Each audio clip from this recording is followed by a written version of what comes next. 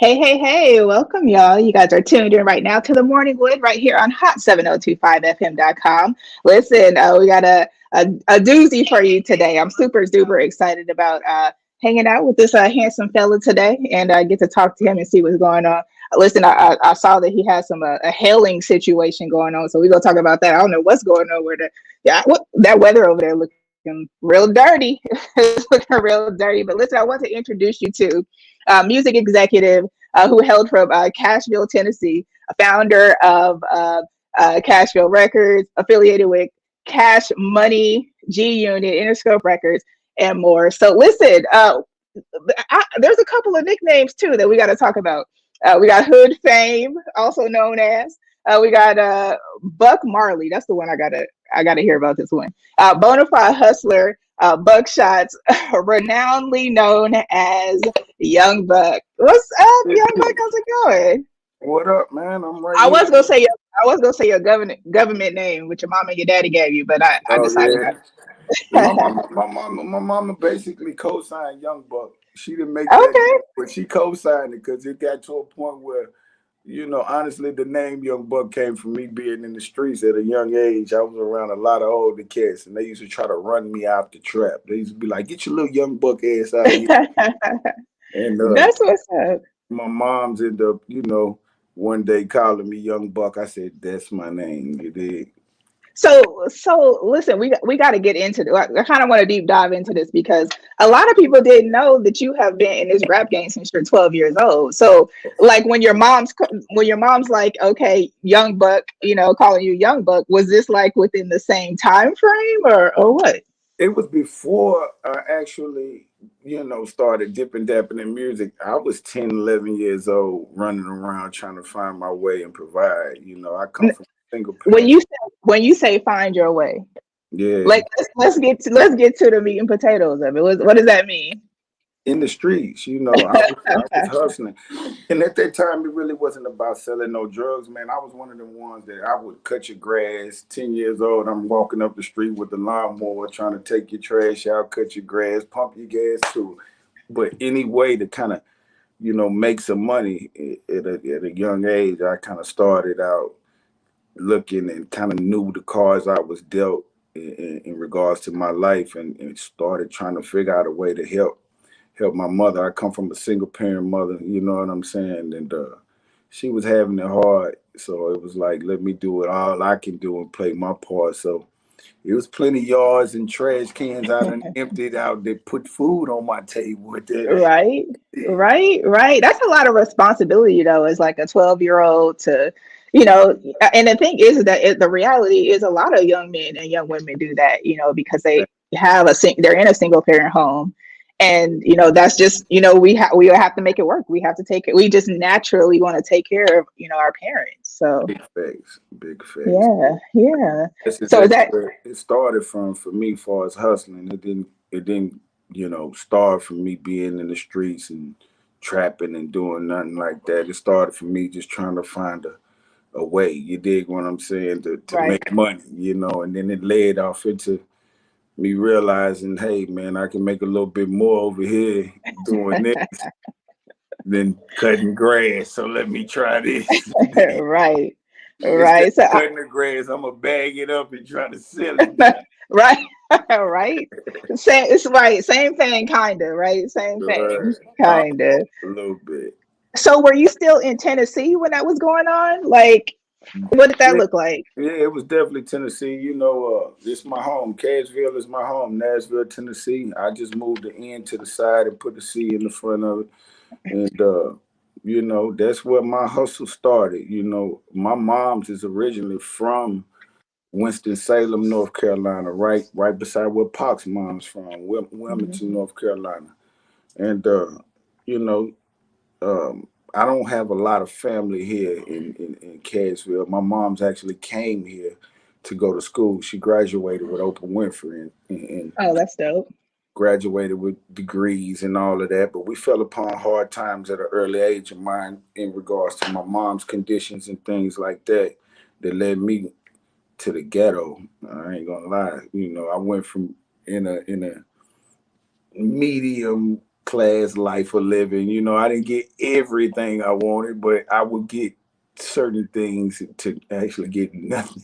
You know, so it was like trying to kind of keep that same energy up at a young age and get that same Nintendo game that my next door neighbor was playing. I had to go hustle for mine, you know. Right. I do know. I know. Right. But I think that kind of trickles over to like your work ethic today, and we'll talk about that too, because I think that through you've been through a lot of obstacles within this industry, and like still out here making it happen. I think that that's commendable. So salute to you with that I for appreciate sure. I appreciate it. Yeah. So It's about staying relevant at this point, you know, making good music. yeah. Right, making good music, make some good money too. Like, let's not let's. The I music mean, brings the money. You know what I'm saying? In absolutely. this game, good music will bring you good money. Bad music will bring you no money. You dig what I'm Zero. saying?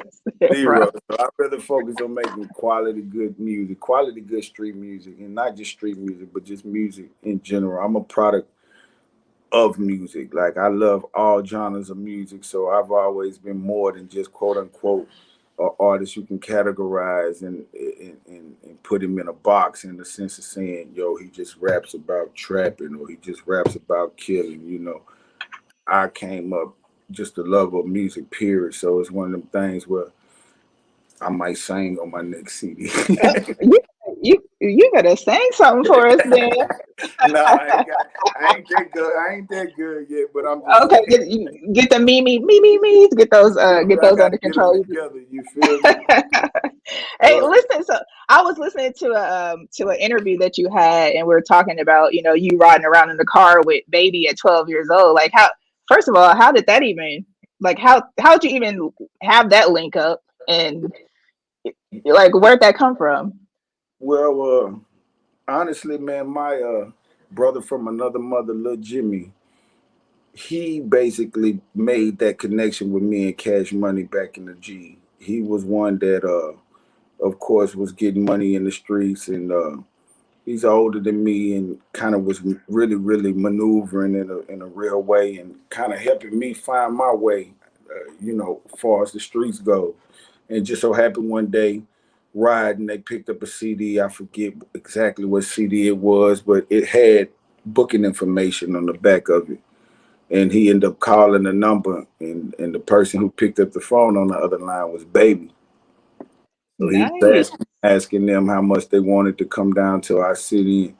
They quoted a number. He was like, "What? That's pennies, man. Y'all get it next week." You dig? So when they came, you know, that was kind of like my introduction.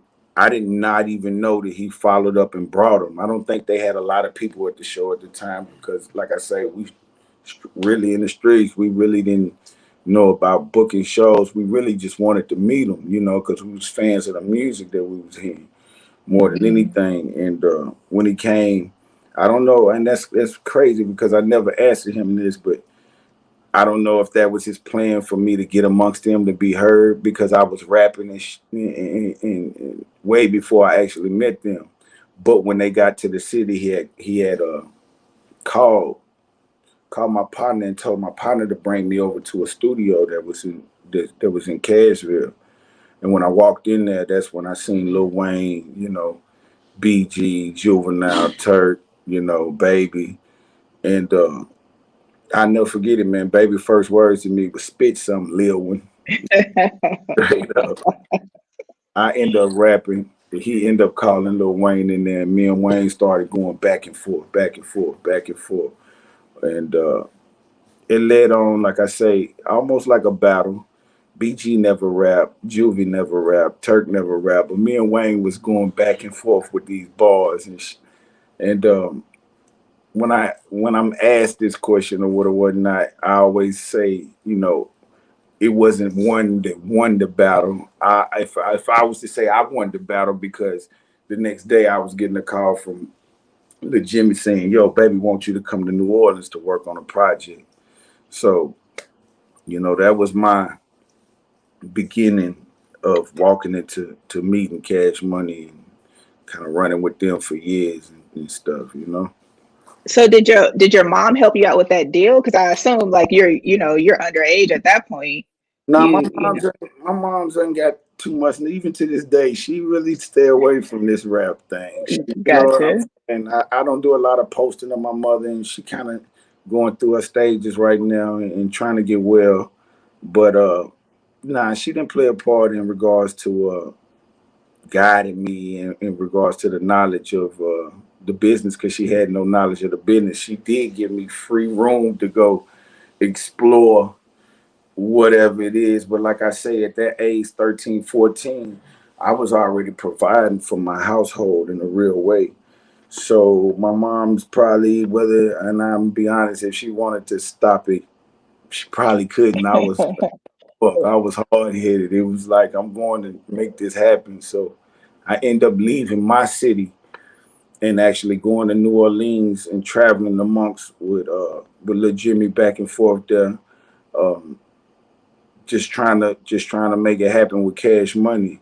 And I still remember times to this day where I would be in the car with Baby or amongst them, and he would drop Wayne and Turk off at school, and I'm riding around, supposed to be in school my damn self. But Hmm. I was a little bit ahead of the game when it comes to that, and just on a mission, and that led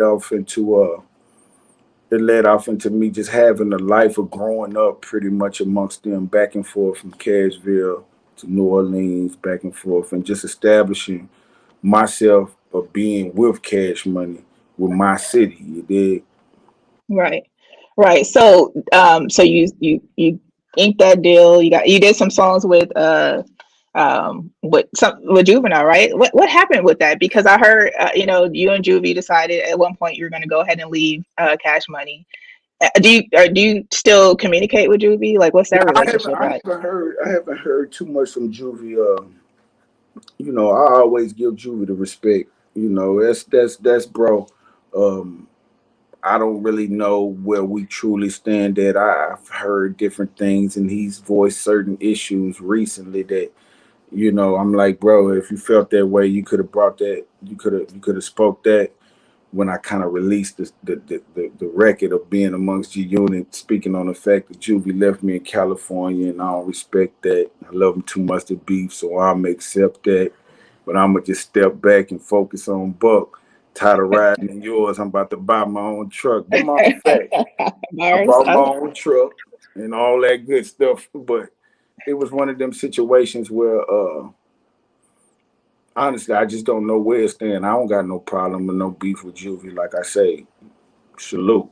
I learned Right. a lot with Juvie. He was one of the most solid and realest individuals that I've been amongst in regards to the whole camp of Cash Money. He would actually bring me to the know you where he was truly from and gave me that experience of New Orleans that I wouldn't have got by just sitting up in the office and things like that. And I was one that kind of pushed my way forward. Like I come from the ghetto, so I wanted to see where he came from and be amongst that. So I established almost like a second home as far as New Orleans and rocking out throughout the NOLA on a day-to-day basis. Basically, on if I wasn't with Juvenile, I was with Young Turk. I was with Turk, and those are basically the two that I kind of rocked out the most with. Me and BG, we would hang and swing and do our thing as well.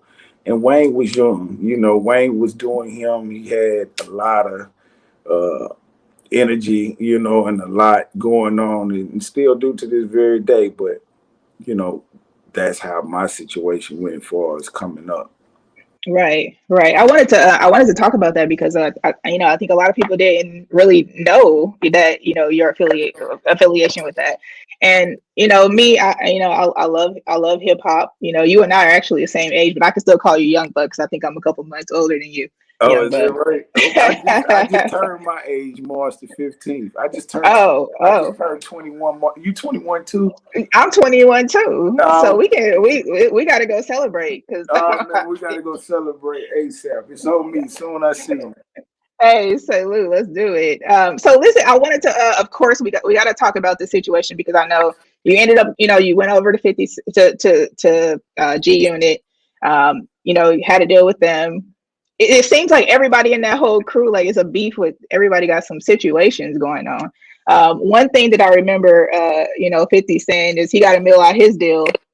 I'm just wondering, when you went over there to sign, was it, if you knew what you knew today, No, I would did. you have done this? Nah, definitely didn't get a meal out of my deal. You dig? But yeah, if I could rewind time or anything like that in regards to my life or my career, I wouldn't change it. I wouldn't change a damn thing. The thing, even the most craziest things that you don't watch me go through and all that, I wouldn't change none of this. You do, because the things you go through in life truly make you who you are. And I feel like if I didn't go through some of these things that I've had to deal with, some of my trials and tribulations, then you wouldn't be getting the man that you're dealing with today. You dig what I'm saying? I'm in a better place all the way around the board, mentally, physically, musically, whatever place you put it. I've just became better. And a lot of guys that was there or in the game in regards to when the era of GUnit was at its peak, they're not here no more, So I've remained relevant. I've been blessed to remain healthy. Uh, it's just one of them things. Like, I just wouldn't change none of this, And I know I've had a lot of roughness, a lot of crazy things play out, but I just feel like God don't put nothing on. He gives his toughest battles to his toughest soldiers. So I've never felt the feeling of, oh, I'm a quit, or man, this should make me want to kill myself. None of those things have ever played a part with me. I guess because, for one, my faith, number one, in regards of believing in higher power, mine is Jesus Christ. Some people's our lives and different, but I was brought up, to understand the fact of, life is truly what you make it, and everything ain't gonna be a walk in the park. My life was hard from the start, so a lot of these things that I be in front of is like, this ain't nothing. I've dealt with way worse situations than somebody talking or lying about this or that, or saying this and that, or calling me this and that.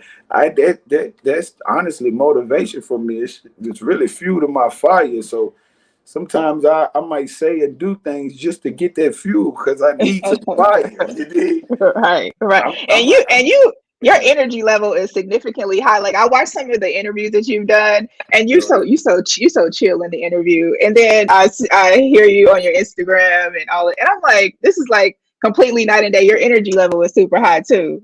Facts. I mean, honestly, um, I'm an emotional individual. I've showed a lot of emotion through my music and even through my interviews and things like that, about certain topics, whether it's just the issues of with me and 50 Cent, or the bullshit that people are saying or said about this and that, or whatever the case may be.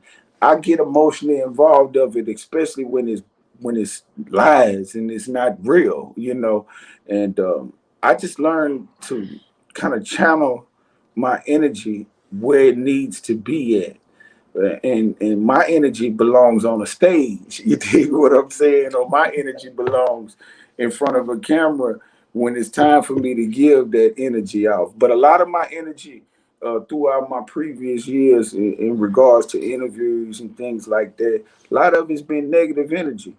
And it's almost like a recycle type of situation. A lot of negative energy kind of just brings the same negative energy constantly rolled. So I just figured, at this point in life, we ain't getting no younger out here. Let me do something You different. you are getting younger. Don't say nothing about me. That's you.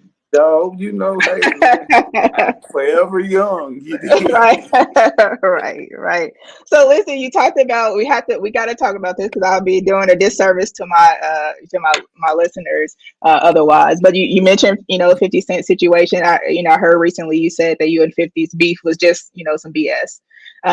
And A lot they he take was me out of context. Go ahead though. and I don't know because if I'm paying attention to what you said, it sounds like you said we've actually been in the presence of each other. We've been still doing business, and it's not really. what is It cracked was up to me? Tell me all what it sarcastic. It was me being Buck. It was me sarcastically. Honestly, I had seen when I was on it live, one of the fans or one of the people had said, "Hey, you know, is this stage with you and 50?" And I kind of played off into it like, "Yeah, whoop de whoop de whoop," into what you see.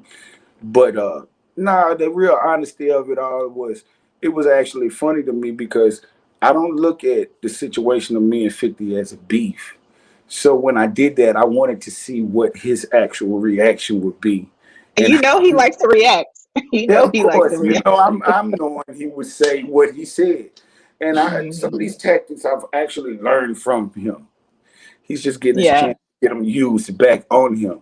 And it was one of those things where no, we haven't had any kind of uh, connection, conversation, or any of those things.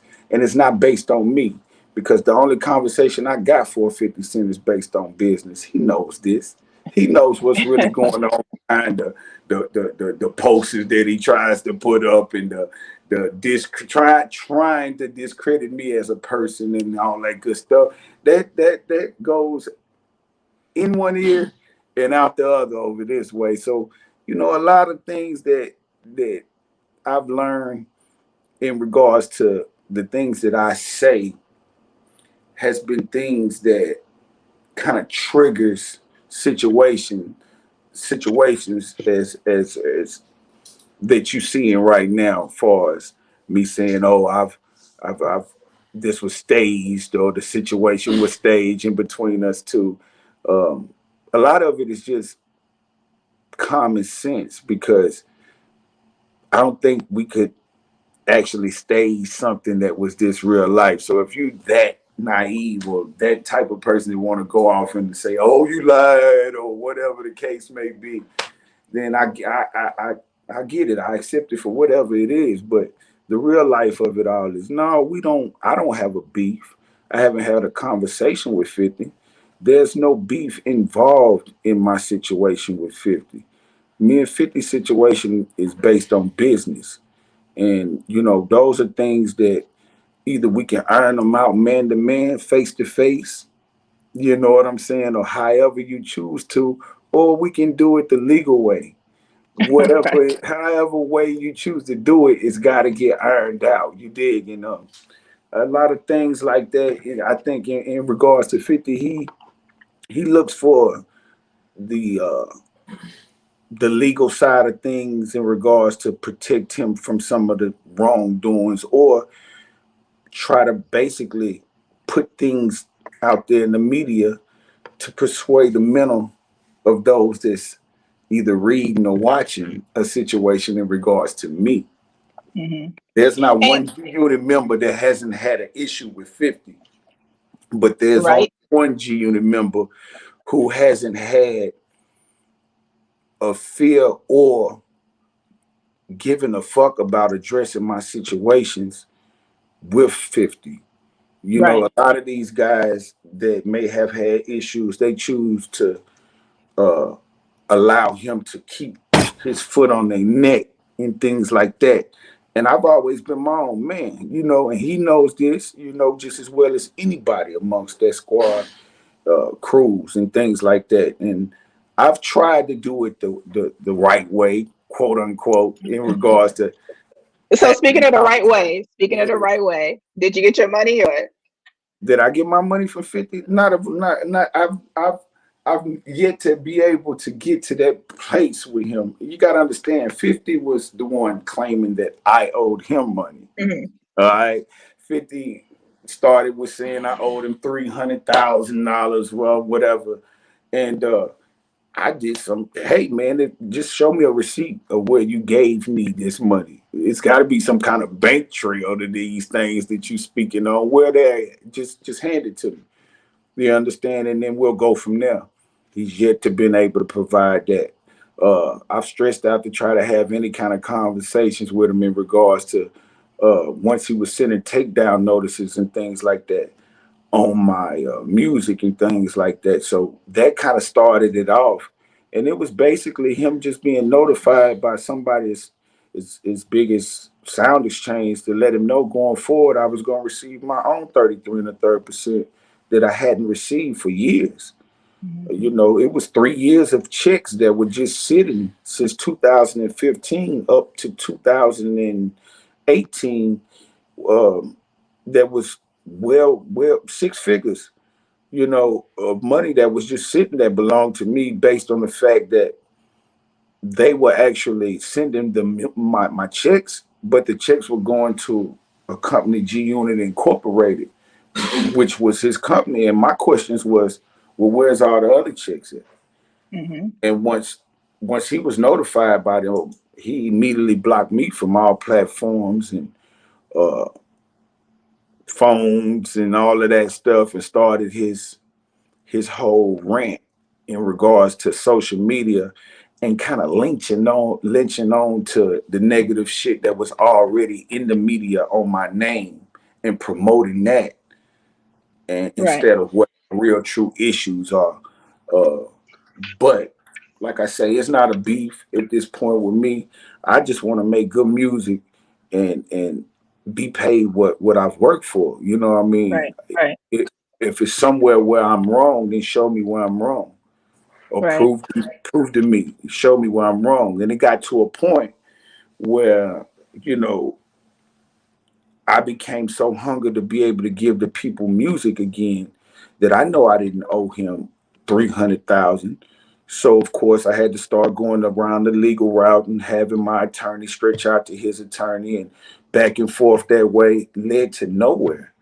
And it once he realized that I had got to a point of saying, you know what, since you say it's 300,000, I'm gonna give you 300,000. I'm gonna get it back eventually, whether it's from Mhm. the music or through From the litigation, legal. from Mhm. the legal aspect. Well, once that happened, and he realized that, you know, 300,000 could be paid in regards to letting me go ahead and move forward and not go through the things that I've had to go through. He comes back and say, "Well, no, give me 350,000. I want you to sign over your whole catalog, everything you ever made to me." You know, just impossible things that I could do in regards to where my career stands at and the integrity that what I stand for. I could Right. never. You never paid for none of these records that you asking for me to sign over. You never bought the studio time. You never paid the producers. You didn't write the raps. You know what I'm saying? If anything, and this is not for me to flex on nobody. I've never quoted, or 50's never wrote anything for me, but I've wrote for 50. Ooh. Understand what I'm saying? And still wait to be financially compensated. When you go hear the Too Rich record that 50 Cent dropped, that's Young Buck word for word. Mm. Word for word. This is him actually taking my music and listening to bar for bar and giving it to y'all. Wow. So these are facts. You know what I'm saying? I'll, I'll play the original one. You dig what I'm saying? He may change Right. this word or that word here and there, but what I'm saying is this: I've earned everything that I'm looking for. I'm not asking for nothing that doesn't belong to me. It's Right. that I understand what has happened in in regards to business in the past in my career, and now I'm trying to get answers in the present. And those are, it's like pulling teeth. You know what I'm saying? Right. It's not like he's real enough to get in front of me as a man, or get in front of you and show the receipts to this money that he claims I owe, or Right. actually battle or My. challenge the facts of what the business really is. He's not going to do that. What he's going to do is the typical 50 and respond and kiki and laugh and try to make the most humiliating things he can say to try to discredit me. But I've been certified, so that don't do So, nothing but make people realize who you truly are. let's talk about that real quick because I know that, he's obviously, kind of honed in on certain rumors and things like that. Particularly it was a rumor about, you being with someone who's transgender, which this is my thing. It's your business. You know what I mean? Like if that was the case, why is it necessary to have that discussion in the public? My question is that, what was your response to that when the media did talk about it? If it was or was not true, do you even care to discuss what that looks like? What's the word? At this point, I've gave so much out there in regards to this situation. It makes no sense for me to prolong it and speak on this and that, whatever happened in the situation. I've spoke about it so much that I'm tired of the shit. And the bottom line of it is that none of the shit is real, basically. It's just about me putting myself in such a fucked up position, in a fucked up place, for me to have to battle against public opinion with the truth. And Right. with that being said, no, man, I'm That's a beast. That's a beast now. It's a facts. beast now with social media. It's like it gets out so quickly, the rumor spreads so fast, and then you don't even have time to address, what it is, as fast as the fire spread. It's like, Well, and then you get to the point where you're people like, do gonna you even want to? facts. People gonna take and say this and that. Look, they talked about Jesus, and he still created the same individuals that take and talk about the same person about whatever the case may be. Me, I just done learned to live with the fact that I know who I am. I'm Hmm. I'm I'm secure with who the fuck I am. I don't have to continue on. Yo, no, hell no, I'm not that. Honestly, there's gay people in my family, gay people that I know.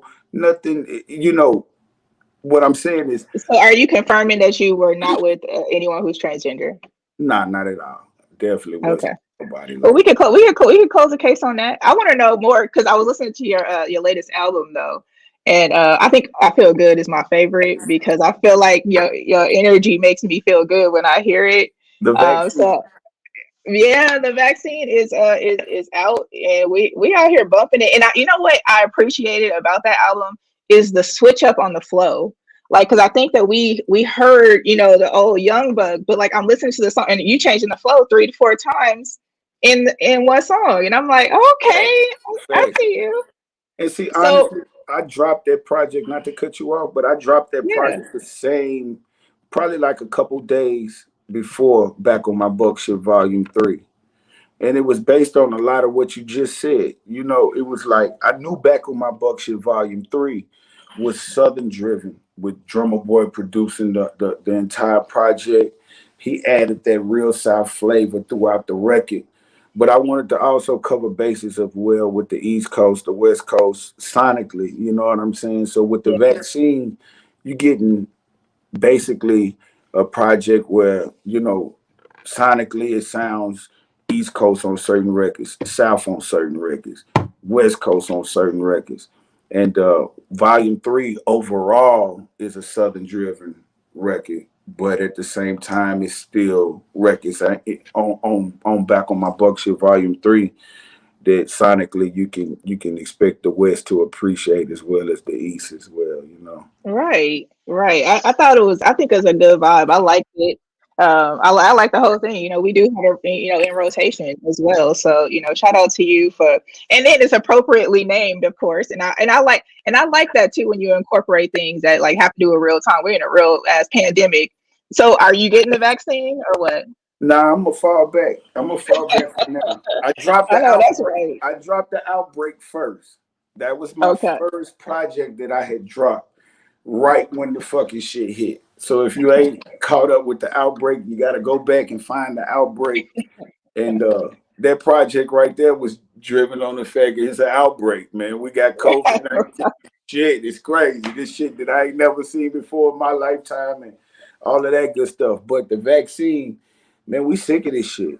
We sick of being Man, in the house. You did. We sick of not being able to get out and live other way. So I figured you better say let me give some music that's gonna, reflect that feeling wise. So the right. vaccine, they definitely was like a breath of fresh air. It was like, let me put this needle Just back put in it in your arm, y'all. right. Let me put it in your arm real Let quick. me heal y'all for a minute. You dig? Let me get y'all Right. back together real fast. So yeah, man, it's really doing good. You know, a lot of people like the record and loving it. And back on my Buck Shit Volume 3 was like, oh, y'all thought I was gone. Boom. Hmm. Because if you take the initials from back on my Buck Shit Volume 3, it gives you bombs. Yep. You know, and that's exactly what it was. It was like a bomb out of nowhere, like boom. You know what I mean? 15 bangers, you know, and a few big names on that record. I think of course I got my brother from another mother, Boosie, on there. Record that I did with T Grizzly and Sada Baby. This on there. Right. Burner. Shout out to Shout T out to Burner. Grizzly. Word. So just wanted to give some fresh air to the game, you know what I'm saying, and just stay consistent like I've always been. And I just feel like I never got my just due, so I choose to go harder than I ever have with this rap game, you know. Right. And I appreciate that. And I want to make sure that, people know, like, you have your catalog is extensive, and I appreciate it. I appreciate you literally being in the same body you were when you first came out, when the girl, I know all the ladies was, throwing all types of draws at y'all on the on the stage Yo, way they back in still the day. doing it. They still Listen, doing I'm already knowing. I'm already No, knowing. shout out to the ladies, bro. But yeah, Shorty Wanna Ride With Me was one of those records. Like, to this day, man, they still want to ride with me, and I love them for it, you know? Right, For right. So real. I'm definitely riding with you. I want to definitely finish up an interview because I got so much more to talk about. But I know I don't want to hold you too long. I know you got some things you got to get into, some more uh Instagram videos you need to post to keep us cracking up. I'll be trying to and keep it. I'm trying to turn up my social media. If you don't got it, man, y'all follow me, Buckshots, BUCKSHOTZ. I just started up a new YouTube channel. It's titled Young Buck TV. And I'm gonna cover a lot of behind the scenes things throughout my YouTube channel. I'm not shooting for a podcast right now and nothing like that. Mhm. I also got another YouTube channel called Black Fly TV as well. And you Okay. can and that's kind of where we kind of showcase a lot of the independent artists' videos as well as my own. But and of course on Young Buck TV you're gonna get a lot of that as well. But you know, my whole thing is to just continue staying relevant as possible. That's why I respect the artists like Scarface and you know, MJ. Hmm. Yeah, I see the longevity and respect the longevity in those guys understanding this game and what it takes to consistently make good music and stuff like that. So, you know, and what I pull from all of those is that each one of those that I named, even Tupac and Biggie, they all uh, put their real life into the music. So it almost feels like you're a part of them because you know the different things that's facts that played out throughout their life. And, Right. you know, that's the lane I kind of keep my music down, you know, whether it's Mhm. good or bad, you know, it's just one of those things where I It's the truth. It's what it is. It's your story, and I think that that's the perfect platform to share it. With us. And so listen. Shout out to you. I'm excited. For everything else that you have going. I'm excited to celebrate our 21st birthday feel. soon. Turn up You whenever you in, in. what Whenever city you you in. in? I'm in Vegas. Whenever you're in Vegas, you can stop by the station. We'll go out, have some drinks. I'm down for it. I'm Who definitely pull up, man. I'm gonna definitely have to pull up in Vegas, man. Like I got a lot of good people out there and stuff like that. Good. Yeah, Straight up. come through, hang out with us. I would definitely like to meet you in person and hang out, and maybe we could do some business together and see what's going on. Hey man, say man, it sounds like a got a deal. You dig? Let's do it. Hey, listen, thank you so much for hanging out with me. I so appreciate it. Don't forget follow me back on Instagram, but we'll stay in touch. And I so appreciate you and your team for making this happen. So thank you. Dope interview. I appreciate you tapping in with me. And again, man, y'all make sure y'all go get the vaccine. It's in stores right now. Go get Back on My Buck Shit Volume 3 is in stores right now. We released a couple visuals off of Back on My Buck Shit Volume 3. Ashtray, and another record called Come Through. I also released a couple videos off of the vaccine as well, and one is your record, I Feel Good, and Say Now. So you can tap Yeah, in. Say Now's hot too. I like that too. Word, y'all can tap Yeah. in and check it out, you know? Yeah, so y'all, you run those streams up. Make sure he gets all of his cheddar for that. So all his 33% or 100%, 33 and a whatever. third. 33 and a third. All I right, need King. mine. No, I All get right, more King. than that. That was what I was getting with the group of GUnit. Oh, okay. Okay, So, good. So yeah, you running I up get those. more than I that. see what you're doing here. You Okay, did. so when we have drinks, you paying. So that's what we It's, doing. it's on me. I promise you that. You are not going in your pocket for nothing. Hey, thank you. All right, King. I'm gonna get out of here. Y'all, listen. Stay tuned though. Up next, we got Leela James. She's gonna be on with Flag on the Play, y'all. We'll see you. 100.